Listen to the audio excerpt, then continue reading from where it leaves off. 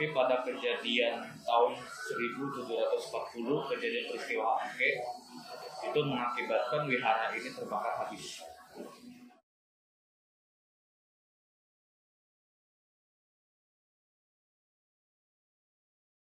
Orang Belanda itu melihat sudah daerah Batavia itu mereka merasa kepenuhan. Lalu dia melakukan pengurangan penduduk. Lalu dia keluarkan peraturan-peraturan yang tidak masuk di akal. Sejarah bukan tebak-tebakan, sejarah adalah logika, kalau nggak logis bukan sejarah.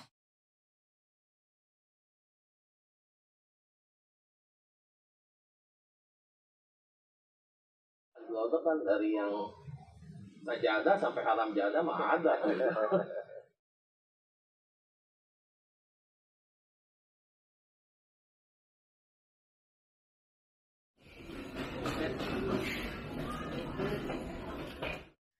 Daerah ini sering menjadi solusi untuk alat-alat elektronik, identik dengan pemilik toko yang sering kita sebut Cici dan Koko, apalagi kalau bukan daerah Glodok.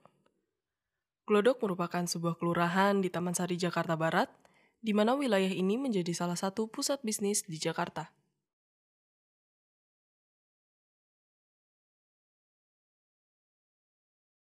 Salah satu pusat bisnis ini sering dikenal sebagai pecinan terbesar di kota Jakarta, yang dimana mayoritas warga Glodok merupakan keturunan Tionghoa.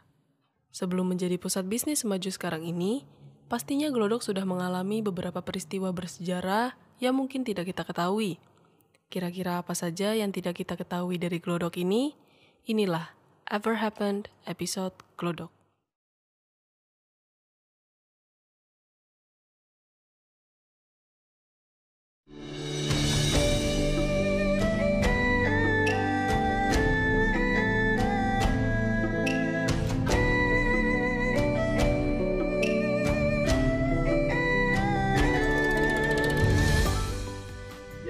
Nama Glodok sebenarnya dulu waktu zaman VOC, zaman Belanda, kan ada pemerintah VOC bangun saluran air dari Kali Ciliwung sampai ke sini nih. Kira-kira sekarang adanya di Glodok Jaya situ. Jadi bentuknya seperti pancuran air. Dimana itu air kalau musim hujan tuh kan airnya banjir. Jadi kan namanya itu bojlok. Karena orang sini nggak bisa ngomong, dipanggilnya Glodok gitu. Jadi asalnya kata gojlok bahasa Sunda ya Pak. Iya. Jadi orang sini kan kalau ngomong tuh glok, itu Glodok aja gitu. Jadi ada kayak sumber air yang berbentuk pancuran. Jadi kalau itu air keluar, bunyinya kan glodok gitu. Jadi identik kata Glodok dipanggilnya.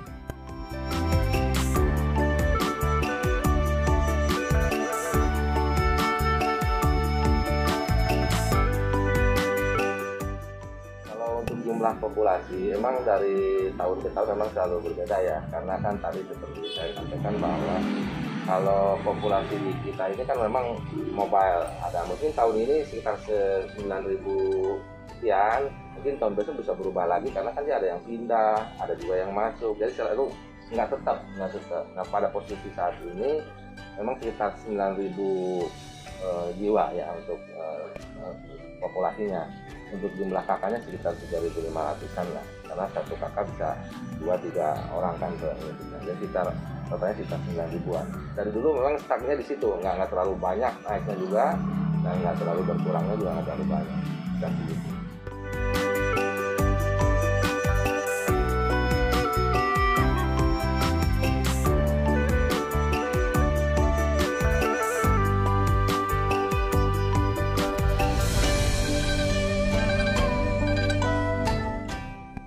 Kan emang dulu waktu zamannya Belanda kan emang kita ini di pendatang yang dari Tiongkok sebagai tenaga ahli bangunan atau apa, ditempatinya di sini. Tempat pertama itu di Petak 9 namanya, emang khusus. Kalau Belanda kan dia zaman VOC kan dia kotak-kotakin. Ini untuk kelompok etnis Tionghoa, sebelah sananya samping Tambora itu untuk etnis Arab. Belah mana lagi untuk etnis Jawa, Makassar kan memang di kota-kota ya. Kebetulan di sini ya untuk kebanyakan yang etnis Tionghoa karena dekat dengan kota Praja. Jadi maksudnya pemerintah Belanda bisa mengkontrolnya lebih ini gitu. Nama saya Rafiq Yunus, umur saya 71. Hingga sini sejak lahir. Oh iya, saya sejak lahir udah di sini. Sampai sekarang. Itu kalau saya lihat sejarahnya dulu katanya itu zaman Belanda orang-orang Jawa itu dikumpulin di daerah Glodok untuk perdagangan dan untuk bisa buat mata-mata Belanda.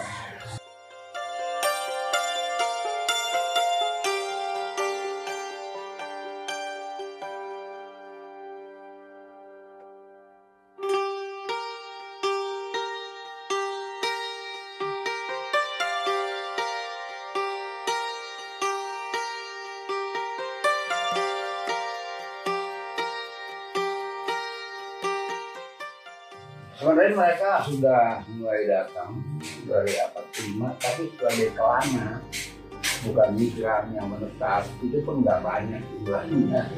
Beberapa orang itu dari abad kelima.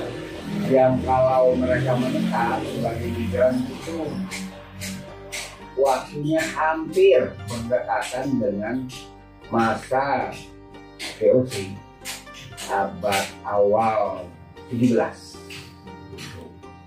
Mereka datang dalam jumlah yang agak besar ya, bukan saja ke Jakarta, juga ada ke Sumatera, ada di Kalimantan.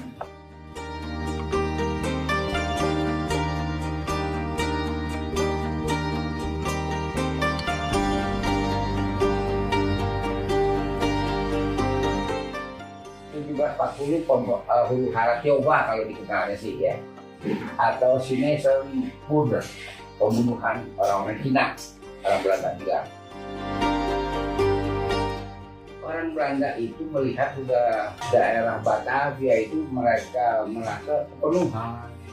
Lalu dia melakukan pengurangan penduduk. Lalu dia keluarkan peraturan-peraturan yang tidak masuk di akal. Itu dia itu harus berkeliling menawarkan jasa. Itu harus pakai surat jalan. Dan dia nggak sanggup. Surat jalan itu bayar. Itu namanya pasang style, peraturan tentang surat jalan. Kalau nggak punya surat jalan, tiap hari dia mesti urus itu. Dia nggak bisa kemana-mana. Itu satu. Ya. Yang kedua, yang paling lebih susah, orang Cina tuh punya kebiasaan rambutnya dikuncir. Istilah mereka ditocang, istilah lainnya dikonde. Itu kenapa aja? Mereka nggak bisa rambutnya diriak, kan lelaki, dia rambutnya panjang, tapi mesti dikonde, dikenain pajak konde, gitu. Itu dua jenis aturan itu yang memicu kemarahan mereka karena menghambat mereka mencari nafkah.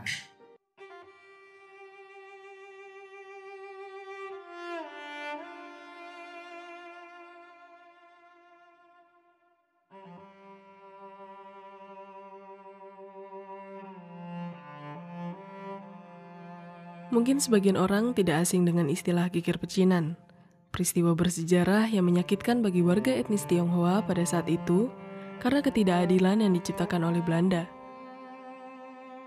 Peristiwa inilah yang menyebabkan banyaknya warga keturunan etnis Tionghoa berkumpul dan menetap di wilayah Glodok.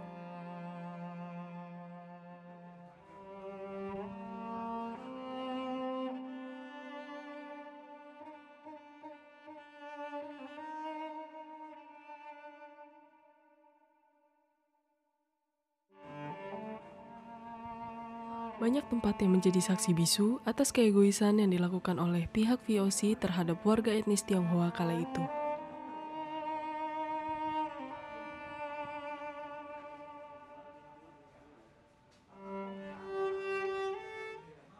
Kalau menurut sejarah yang saya tahu, yang pernah saya pelajari, kelenteng ini sebenarnya udah berdiri sekitar 600 tahun. Jadi wihara ini udah berdiri cukup lumayan lama. Tapi pada kejadian tahun 1740, kejadian peristiwa Angke, itu mengakibatkan wihara ini terbakar habis. ada beberapa tempat yang bisa terselamatkan seperti patungnya, dan ada bisa dibilang yang di sini di Wihara Tosebi ini sakralnya adalah tempat buat taruh dupanya, diletakkan di tempat pohon rumah karena dia berbahan dasar kayu, dan pada waktu itu kejadian itu tidak terbakar sampai sekarang. Jadi yang benar-benar masih 600 tahun ya yang ada di tengah itu tempat buat naruh dupanya, itulah yang masih bertahan sampai sekarang. Nah, setelah pembangunan kembali, wihara ini dibangun selesai di tahun 1754. Makanya untuk sekarang umur dari wihara ini adalah 267 di tahun ini.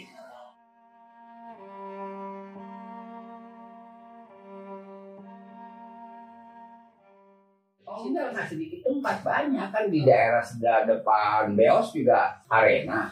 Stasiun kereta api Jakarta Kota itu namanya daerah Beos.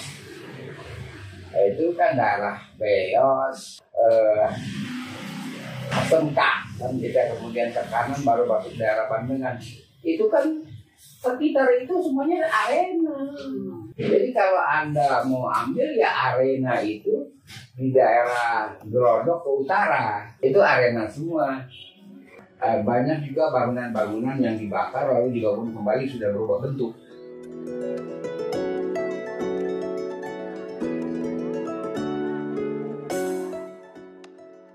Nama Glodok kan sebenarnya cuma dia pusat perdagangan elektronik. Jadi mengangkat Glodok. Dulu kan, sekarang kan udah rada menyebar ya. Kalau dulu kan memang di sini pusatnya. Gitu, yang jual TV, radio, apa kan Orang larinya ke sini. Kalau nggak ada Ini juga terkenalnya apa aja ada di Glodok ini. ada di Glodok kan, dari yang sajadah sampai haram jadah mah ada. Ada. karena yang obat-obat ramuan Cina. Iya, kan memang komunitasnya itu Tionghoa semua di sini. Makanya kan kelurahan Glodok aja yang sekarang kan hampir 98% etnis Tionghoa yang huni.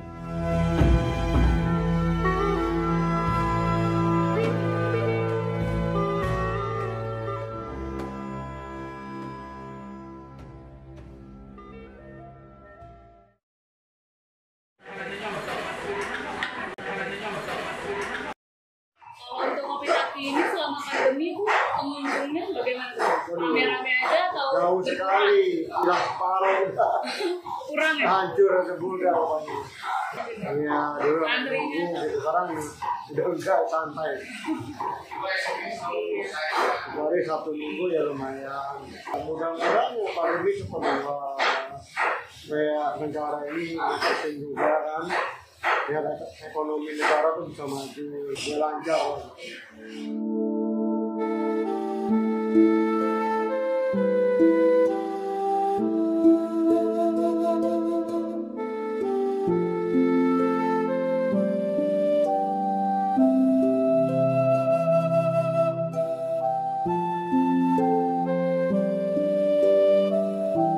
Biasanya rata-rata yang di wihara ini itu mayoritas sudah usia lanjut.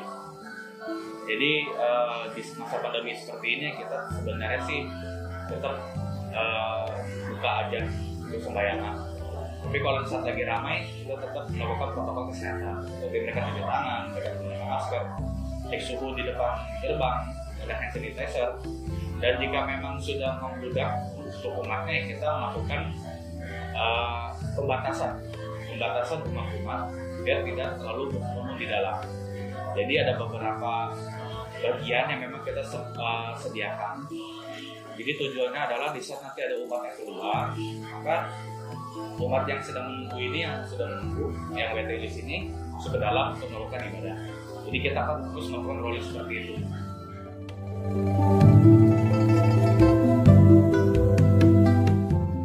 Kalau kegiatan seperti kayak oleh biasa sih di etnis Tionghoa ini biasanya kayak Imlek, Cap Gome ya. Kalau untuk umat-umat biasa sih ya mereka tetap melakukan ibadah bersembahyang. Tapi kalau dari pihak wihara biasanya kita kalau mengadakan acara biasanya di masa pandemi seperti ini kita melakukan bakti sosial. Kita melakukan bantuan sosial ke panti asuhan, ke wihara-wihara lain. Bahkan kita ke depan wihara pun juga kita melakukan bakti sosial seperti memberikan sembako dan lain-lain. Nah itu juga kita lakukan rutin dalam masa pandemi seperti ini, dalam acara apapun yang ada di wihara ini seperti ulang tahun wihara, cap gome dan lain-lainnya. Setelah itu kita juga melakukan bakti sosial di luar. Jadi kita menggunakan kendaraan kita, membawa sembako-sembako, kita akan membagikan ke pemulung-pemulung biasanya yang ada di sekitar daerah Jakarta yang memang masih membutuhkan pertolongan atau memang membutuhkan bahan makanan yang bisa mereka olah.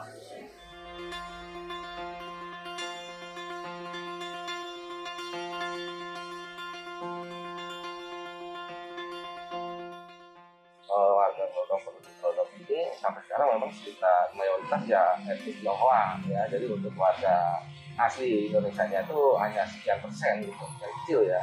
Sekitar 90%-an tetap Tionghoa. Karena walaupun sekarang anak itu keturunannya sudah bisa tinggal di Glodok, mungkin ada yang pindah ke Pluit, ada yang pindah ke Livo atau Bukti, itu tetap tapi orang tua itu tetap gitu. Walaupun mereka anak-anaknya kadang-kadang kan tergantung, ada yang di luar negeri juga banyak.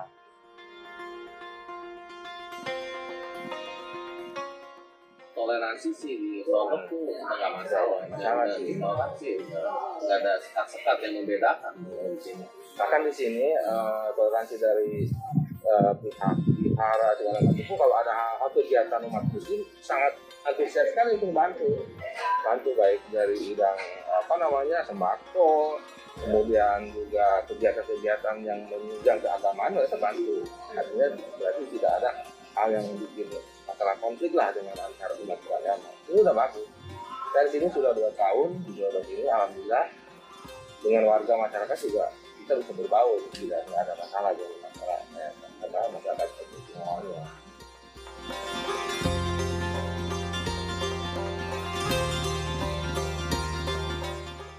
Nah, kalau yang diperlukan untuk seluruh nation Indonesia ya, kezaliman kepada siapapun dalam bentuk apapun ya, udah kagak musim dah kata orang Betawi ya. Jangan kembalikan hidup kami ke era kolonial. Berat, sangat berat. Siapapun yang memegang kekuasaan belajar terhadap sejarah. Karena itu tulislah sejarah dengan benar.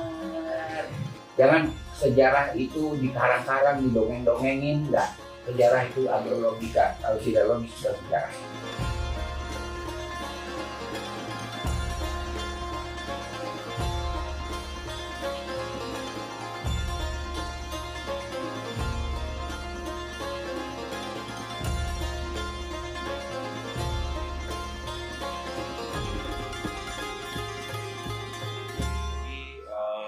Generasi muda sih saya rasa sih ya, karena namanya wihara ini kan terus berjalan terus. Untuk partisipan anak mudanya ya semoga bisa dibangkitkan kembali, karena sudah banyak sesepuh yang sudah mulai usia lanjut yang memang tidak bisa melanjutkan. Nah untuk generasi selanjutnya ya dari kita sih harapannya sih dapat berkembang terus lah ya, untuk muda-mudinya untuk mempertahankan kelestarian, dan memang ini bawaan dari dulu sampai sekarang yang masih tetap kita jaga.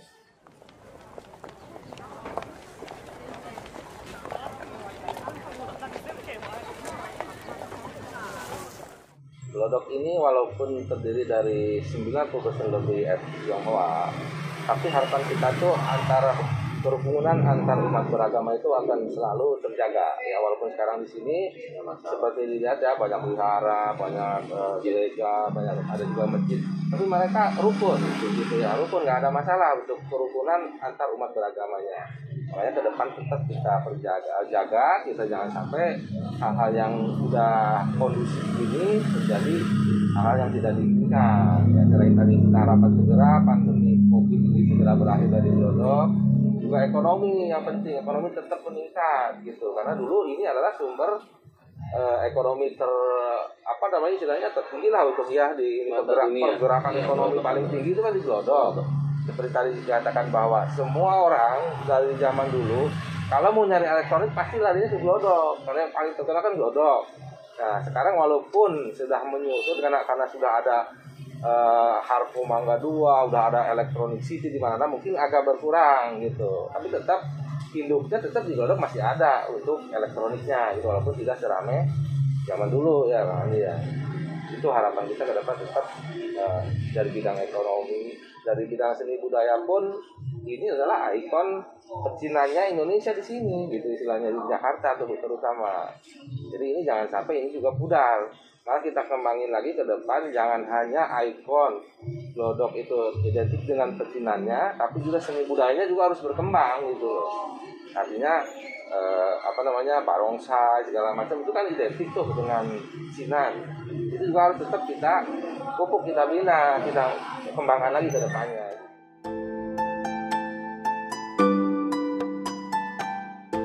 Setiap daerah memiliki ceritanya masing-masing.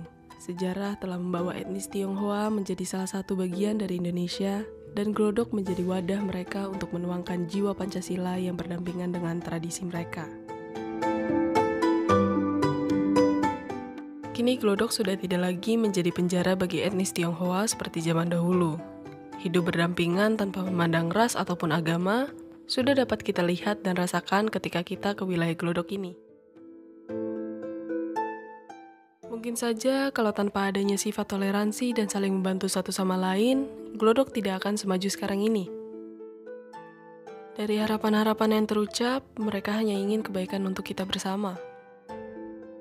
Sekarang saatnya kita untuk bantu menjaga dan melestarikan apa yang ditinggalkan oleh sejarah, menjaga kehangatan yang ada, serta berdoa kepada Tuhan dan semesta, agar selalu diberikan yang terbaik untuk kita dan Indonesia.